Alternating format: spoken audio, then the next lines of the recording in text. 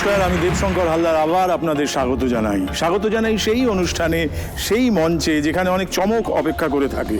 যে চমক কিন্তু আলোর চমক নয়, গানের চমক নয়, মজার চমক নয়, চমক সাধারণ মানুষের। এটাই আমাদের আনন্দ, এটাই আমাদের পুলক। এই পুলক শব্দটা বললেই মনে পড়ে আরেকটি শব্দের কথা, প্রেম। আমারও প্রেম করে বিয়ে বলতে দ্বিধা নেই।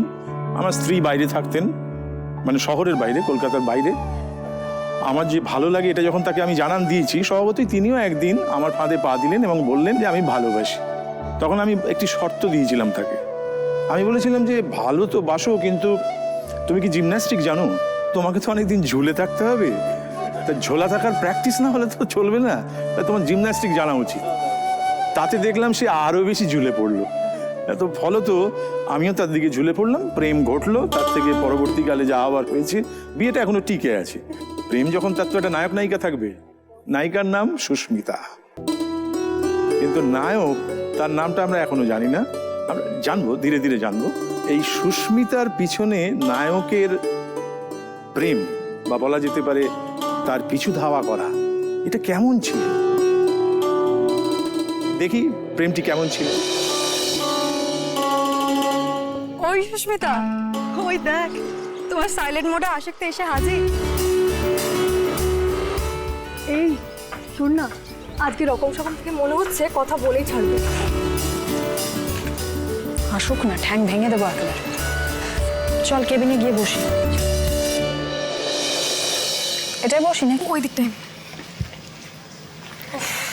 বড্ড গরম। চা খাবি তো তোরা? হ্যাঁ দাদা 3টে চা দেবেন। বিশু, 2 নম্বর টেবিলে 3খানা চা।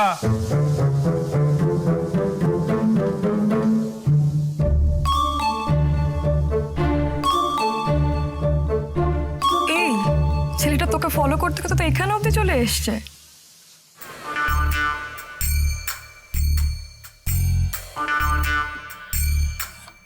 দাঁড়া তো, প্রবলেমটা কি? হ্যাঁ, কি কি ফলো করছেন কেন? ফলো? কিসের ফলো? আমি আমি কি তোতলাচ্ছেন কেন? পরিষ্কার কথা পরিষ্কারভাবে বলতে পারছেন না? ওভাবে বলবেন না, হ্যাঁ, সব ভুলে যাবো। চল খাই।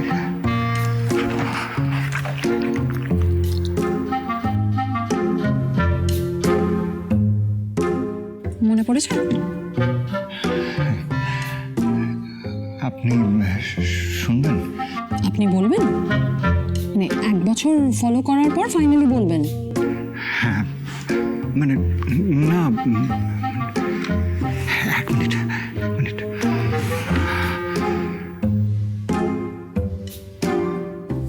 আমি আসছি। না না না, শুনুন না। বলুন তাহলে। ভাল লাগে। কি কি ভালো লাগে আপনাকে? আমার একজন অচেনা মেয়েকে এই সমস্ত কথা বলছেন তো? প্লিজ রাগ করবেন না। জীবনে কোনোদিনও প্রেম করেনি, তাই না?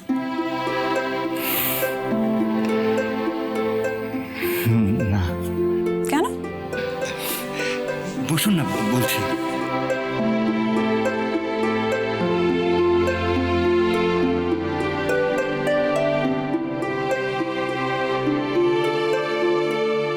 আপনি জানলেন কি করে? এই যুগে দাঁড়িয়েও ভালো লাগার কথা বলতে যার হাঁটু কাঁপে, তার প্রেম না হয় স্বাভাবিক। তা ভালো লাগলো কি করে? আপনি তো আমায় চেনেন না। না, চিনি তো। আপনি তো ওই পাশের কলেজে পড়তেন, sociology honours, first class graduate, খুব ভালো রবীন্দ্রসঙ্গীত গান। একটা চাকরি করেন, আর চাকরির পরে অনাথ শিশুদের পড়ান।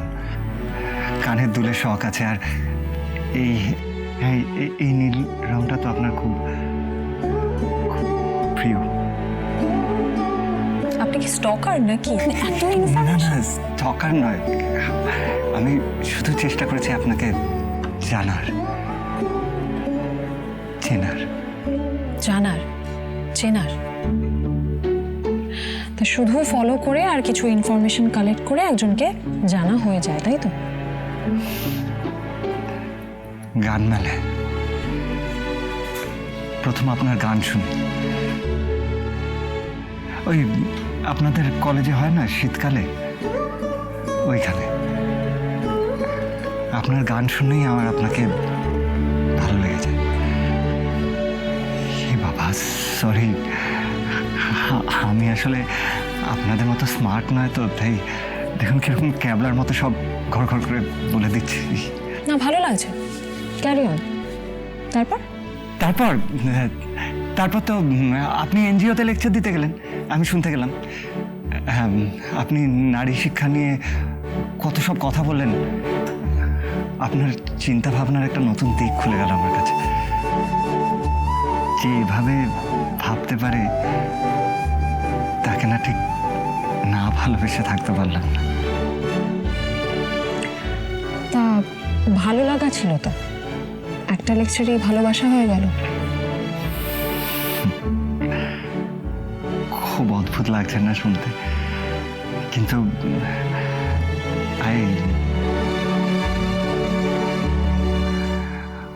I love you. সেই দিনের পর থেকেই আপনি আমার মনে, আর তারপর থেকেই দেখুন না সব গন্ডগোল হয়ে গেল। মানে ঘুমাতে পারছি না, খেতে পারছি না, কাজ করতে পারছি না, যেদিকে তাকাচ্ছি সেদিকে শুধু আপনি আপনি আর আপনি। তা এতদিন পিছন পিছন ঘুরছেন, আগে বলেননি কেন? ভয়, যদি আপনি ফিরিয়ে দেন তাহলে। সে তো আমি এখনো আপনাকে ফিরিয়েই দেব। কেন, মানে আপনি কি কমিটেড বয়ফ্রেন্ড? তাহলে আপনার কি বিয়ে হয়নি?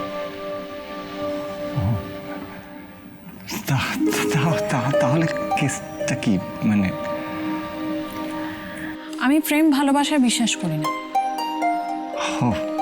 হাত ধরে পার্কে বসা, ফুচকা খাওয়া, গঙ্গার ধারে হাওয়া খেতে খেতে গল্প করা, এইসব রোম্যান্টিসিজমের জন্য আমার কাছে একটু সময়। না না, ওসব কিচ্ছু করতে হবে না। আমি শুধু আপনাকে বিয়ে করতে চাই। চিনি না জানি না, সোজা বিয়ে? চিনে জেনেও তো মানুষ ঠকে, তাই না বলুন? আর এইটুকু ড্রেস তো লাইফে নিতে হবে। একবার বিশ্বাস করে দেখুন, কেস খাবেন না, সত্যি বলছি।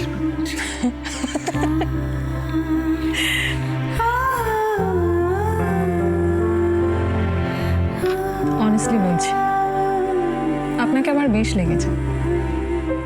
মানে এই প্রথম কেউ আমাকে শুধু আমার রূপের কথা না বলে আমার ভাবনার কথা বলল। তাহলে পাশ করেছে? শুধু আপনি পাশ করলে তো হবে না, তার আগে আমার একটা শর্ত আছে। আগে শুনে নিন, তারপর দেখুন আপনার আপত্তি আছে কি নেই। ভয় দেখাচ্ছেন কেন? কি শর্ত? দেখুন, আপনি তো আমার চিন্তা ভাবনা, আমার গান, কাজ, এই সমস্ত কিছু দেখে প্রেমে পড়েছেন। আমি যদি কিছু আপনার কাছ থেকে গোপন রাখতে চাই, তাহলে সেই স্বাধীনতাটুকু নিশ্চয়ই আমি পাবো। এর বাইরে গোপন রাখার কি থাকতে পারে? সেটা বলে দিলে তো আর গোপন রাখাই হলো না। দেখুন, আমি চাই আমাদের সম্পর্কে শুধু বর্তমানটুকুই থাকুক, অতীতের কোনো রকম রেশ যেন তার মধ্যে না পড়ে। এবার বলুন, আপনি রাজি? করবেন বিয়ে?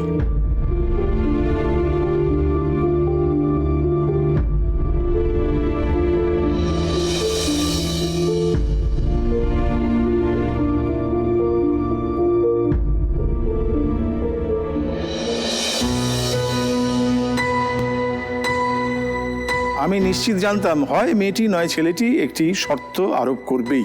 শর্তহীন বলে কিছু হয় না প্রেমে। স্বামী স্ত্রীর সম্পর্কের মধ্যে এইরকম একটি গোপন কিছু বজায় রেখে সম্পর্কটাকে কি বাঁচিয়ে রাখা যায়, নাকি তৈরি হয় সম্পর্ক?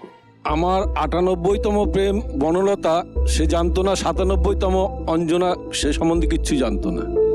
ইভেন 100 নম্বর যে তাপসী আমার পাশে বসে আছে, 99তম প্রেম যে সুমিতা, তার কথাও সে জানতো মানে না। উনি আপনার শততম প্রেম? এটা শততম প্রেম, এবং প্রেম করে বিয়ে করার পরে আমার অতীতের 1 থেকে 99 সবকটি প্রেমের কথাই ওর কাছে একদম টোটালটাই খুলে বলেছি। এই যা বলছেন উনি মুখে, উনি কি তাই? আমার মনে হয় কি জানেন, স্বামী স্ত্রীর মধ্যে না বিশ্বাসটা বড় জিনিস। তো সেখানে আমার মনে হয় সবটা ওপেন করে দেওয়াটাই ভালো। পরে কিছু জানতে পারলে যে কষ্টটা পাবো, তার থেকে ও যদি আমাকে সত্যি কথাটা বলে, সেই মুহূর্তে কষ্ট পেলেও জানবো যে ও তো আমাকে এই কথাটা বলে দিয়েছে না। আচ্ছা বেশ, এই গল্পটায় আমরা যে দেখলাম যে মেয়েটি একটি শর্ত আরোপ করলো, এই গোপন থাকবে, একটা বিষয় গোপন থাকবে, সে ব্যাপারে প্রশ্ন করা যাবে না। এটা কি সঙ্গত? কি মনে হয়, আপনি কি বলেন?